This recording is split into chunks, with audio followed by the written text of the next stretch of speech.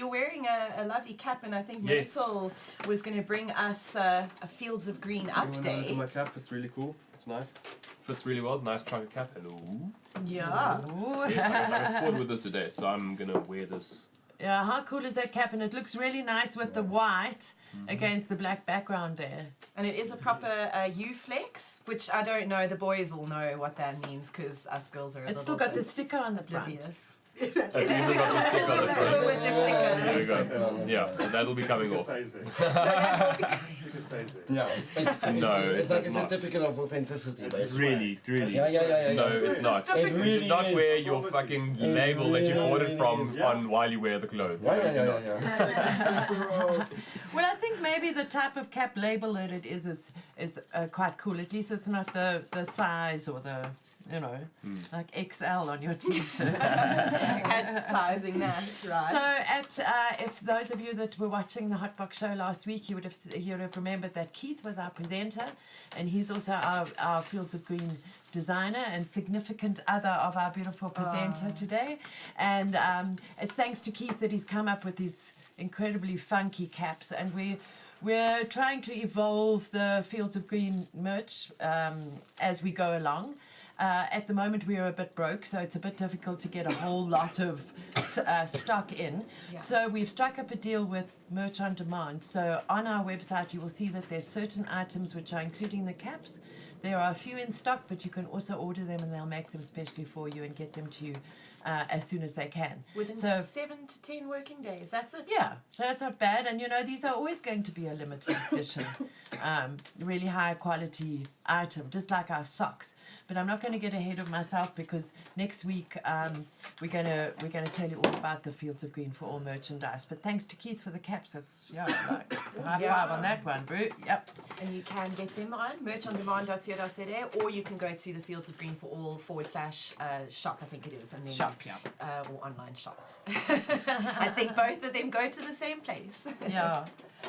So Fields of Green, we've been plodding along this week, and we have got a few upcoming drug policy events. Next week is World Drug Report Day, and we'll be reporting about that on our social media pages.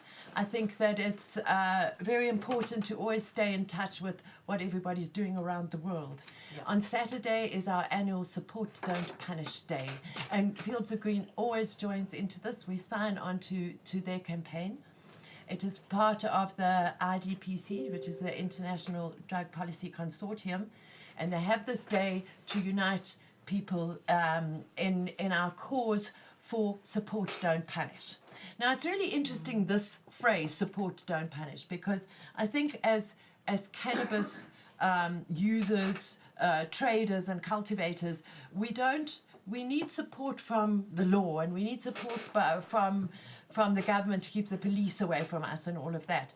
It's not necessarily something that has got to do with a substance abuse issue, So Support Don't Punish might be misconstrued as, we all need help, but we don't always need help in the way that they think we need help. So we always say in our little disclaimer when we send in our support every year to this campaign, we always say, yes, we need support from legalization and fair regulations for all people all over the world when it comes to cannabis. But I think when it comes to general substance use disorders, we found dreadful things happening in South Africa, like them closing down the needle exchange program in KZN. It's still not up and running again, and the mayor who closed it down is still up for fraud in the courts and whatnot.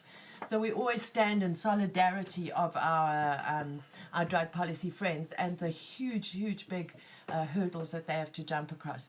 So on Saturday, you'll see on our Facebook pages and our Instagram and whatnot that we'll be sharing the Support Don't Punish stuff. So during Saturday, just give a thought to all of those drug policy warriors around the world. And then speaking about drug policy and terrible drug policy, we came across this newspaper article this week from the Rosebank Dealers Gazette, which is a Caxton's publication, so it's a small sort of suburban newspaper. You get them all over South Africa. And this particular newspaper article was all about dagga dealers in Rosebank. Are enough efforts being made to get dagga off the streets of Rosebank? Now, back we go again to support, don't punish, you know.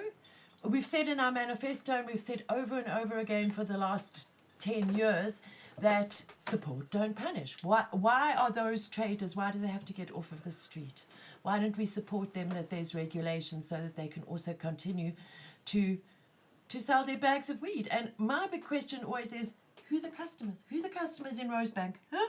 It was me. Who's the customers? It was me. Yeah. R5 Rosebank joints. Like Amy in the back there. Yeah, R5 What was Rosebank the point of joints. mentioning a lady in the Pre-rolls. car with a toddler in the back seat? I know, Like, exactly. do we point out ladies with toddlers in the back seat who stop at the bottle store every day for a bottle of wine? Exactly. So that they don't murder their children. Thank you, Joe. Thank Sorry, you, Joe. the voice from the So- corner, I see.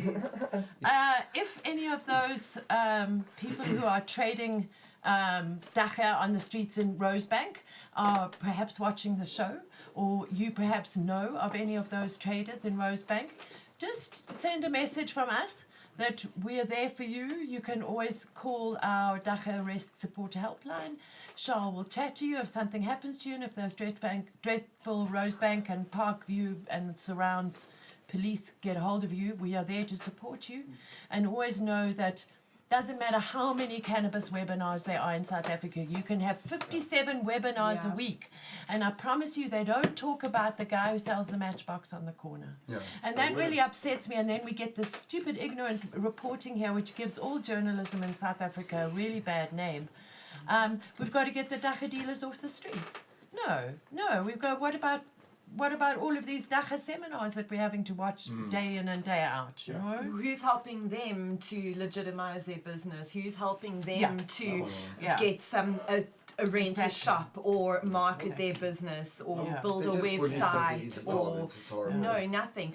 What about, you know, like the lady who had all the dog beds in Robin Park stolen? Yes, now? that's another one. that That's now, yeah. exactly. The police went and confiscated all of her stuff, but people banded together, and someone has offered to build a website, and someone has offered to. So I think it's important, and we will keep saying these things. It's very important, and I think that also when it comes to dagga private clubs, you know, I said this on a webinar that I was tuned into yesterday, is that we are fully in support of the Haze Club.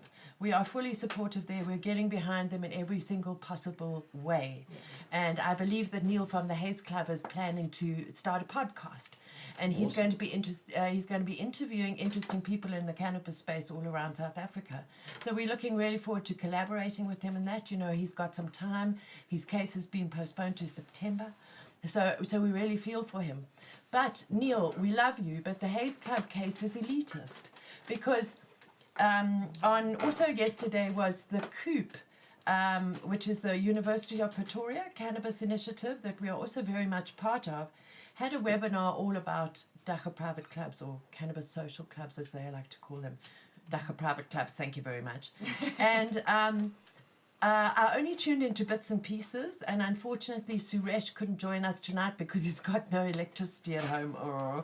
So I can't say from first-hand experience, but I know that they did not talk about setting up a dagga private club in an informal settlement that's run on an exercise book or a Nokia N10 or something like that.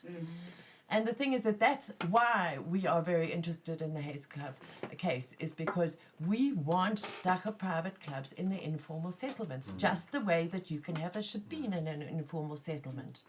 So that is really going to be our shift of focus when it comes to the clubs. And also we're going to be making our the sort of 80% of our information on the clubs open source very soon, probably by the middle to the end of July, and then there will of course be some proprietary information that will be accessible to the members of the Green Network and our affiliates, because these people donate to us every single month. So shout out to TGN and their affiliates, but so we need to give them some of our hard work that's exclusive for them. So that was the one webinar that we tuned into yesterday. I'm sure Suresh will be sharing that on social media, the recording of that. And then another one that I tuned into was the Greenhouse Project. This is not really a department of Schindler's. This is a whole new company. But at the helm are Paul Michael Keichel and Andrew Laurie from Schindler's. So Paul Michael emceed this webinar yesterday, and he spoke about Dacha and the law as it stands right now, because you can't repeat the stuff enough. No. So we actually shared that webinar this morning, so you can find it on our social media, and I would highly recommend that you watch at least just those two speakers. It was an hour and a half long. So I found that you really can't get this message home enough of how illegal it is to run a cannabis social club. It's illegal. Not proved in law yet. We have to be willing on Facebook, to, if I may. Yeah. Yes. Neil has asked, is there some kind of an organization that the clubs operate under where one can get information regarding how to legally start a club? Right. So you can get hold of us at Fields of Green for All, okay? And we, at the moment, we're just busy sorting out all of our club information into a succinct package. And as I said, you'll know on social media as soon as that is ready. It'll be open source and in the Green Network. And we have our frequently asked questions on our website, which Charles is in charge of. You can always go and see all the club questions there. You can read our blog articles. You can call Charles on our line, on our helpline, which is on the website. You can WhatsApp Charles. There's lots of ways of getting hold of us. But I would say go and read those FAQs first, because we answer all of these questions over and over and over again. It's just fieldsofgreen4all.org.za/FAQs. FAQ. So that was the webinar. There were also two other people as speakers. Declan, sorry I can't remember your surname, and Pierre van der Hoeven, but they were speaking mainly about medicine, licenses, and businesses. So I think that the business people can really look after themselves, but Fields of Green for All is here for everybody, from the dude with the matchbox to the person in the small town wanting a club. And I just want to put it out there that you can open a club on your own. Yes. You don't have to sign up to any network, you don't have to sign up to any business or franchise or somebody who's going to sell you all the papers. You really don't need to do that. You need to keep it small. You need to look after your friends. You need to look after your community.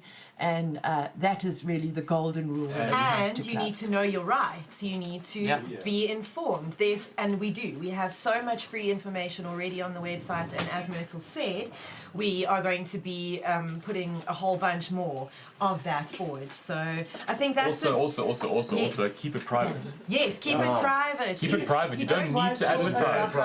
No one needs to know. Well, not that no one needs to know about it, but you don't need to advertise about it.